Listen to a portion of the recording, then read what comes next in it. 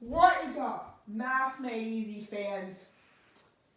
We got another episode of Math Made Easy for you guys, and you know it's gonna be a banger when Math Made Easy uploads, and you know it's gonna be extra banger when it's a Monday and Math Made Easy uploads.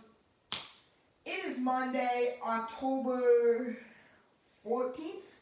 Happy Columbus Day to all of you Math Made Easy fans out here, and we are doing the math counts problem of the week as usual. So today we're going to be talking about flu shots and some interesting kind of like monetary things that have to go with them.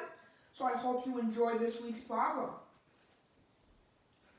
So some organizations are looking to make a lot of money off of the flu vaccine that is in such high demand.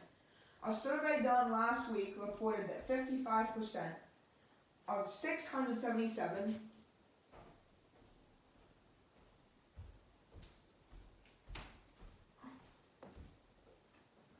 hospital pharmacists who responded reported being offered the vaccine at highly inflated prices. Of those, 84% said they would not buy it at these prices. So 84% of the 55%. So how many of the 677 did not say that they would buy the vaccine at the high prices? So the kind of the thing you would do if you were a noob would be to just take 84% of 677, but you can't forget about this 55%. That's why I wrote this down. You got to be a pro, and you got to take, what you got to do is you got to take 55%, so 0.55 times 0.84, and then this times 677, right? Because it says of these 55%, this is how we're going to do it. So we take out our TI-84 plus CE, or TI squared CX2 with CAS. Those are the two calculators I own, both great calculators for myself, or whatever calculator you happen to own here. I did a survey on my IG the other day, and 38% of Math Made Easy fans own a TI Inspire CX2 with CAS, at least fans that responded. And we are going to have approximately 313 as our answer to the nearest whole number. Okay, so now let's get into the second problem. So before the shortage was announced, hospitals could purchase a 10-dose thingy vial for $80.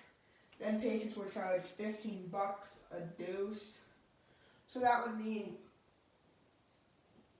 if the 10 doses were $80 each, was 8 to produce, 15 was sold for, so we got a profit of $7 there. The patients paid more for the 10 doses than it cost the hospital, of course.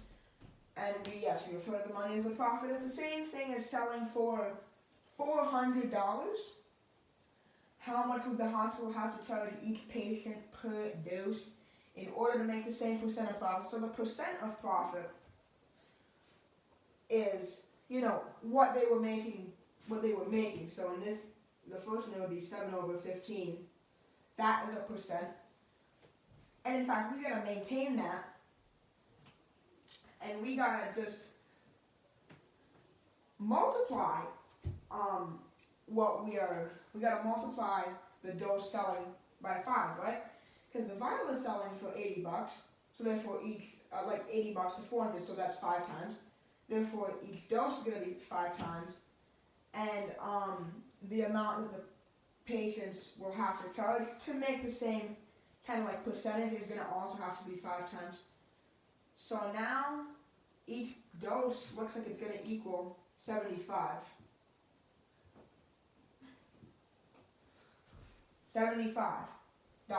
Okay, last question. One organization was selling vials of the vaccine for $85 on October the 1st. After the shortage was announced, the price was up to $900. Woo! That's pretty expensive. By October 8th, if the cost of the vaccine on each day from October 1st to the 8th forms an arithmetic sequence. What was the cost on October the 5th? Okay. So here we have, sorry about that. An arithmetic sequence, this kind of means a linear kind of thing, right? And if you watch my video that I did pretty recently actually on linear modeling, you should be pretty good at this. Same file. Sorry.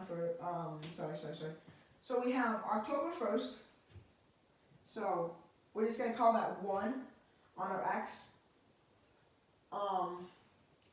We have 85. And then on 8, we have 900.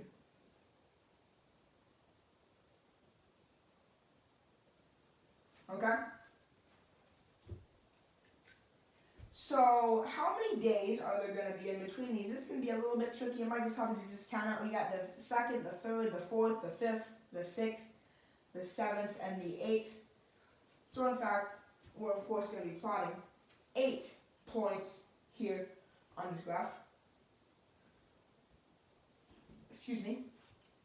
So then we'll have to do some things. We're going to have to divide the difference from the 7-day period, because October 1st, I believe it was a Tuesday, and October 8th was also a Tuesday. That's a week in difference, so 7 days. So what we do, I'll show you guys the calculator. We take 900 minus 85, and we take this, and then we divide by 7. We get this, and in fact it says that is only the difference in things. October 5th, well, we're going to have a jump from the 1st to the 2nd, and the 2nd to the 3rd, and the 3rd to the 4th, and then the 4th to the 5th. So we're going to actually have to multiply this jump by 4 times. Multiply by 4. We get 465.71.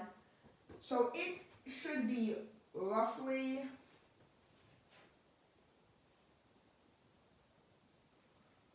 $465.71.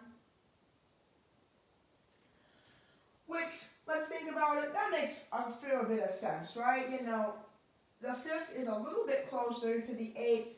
It's going to be a little bit closer to 900, but it's pretty in between those two values.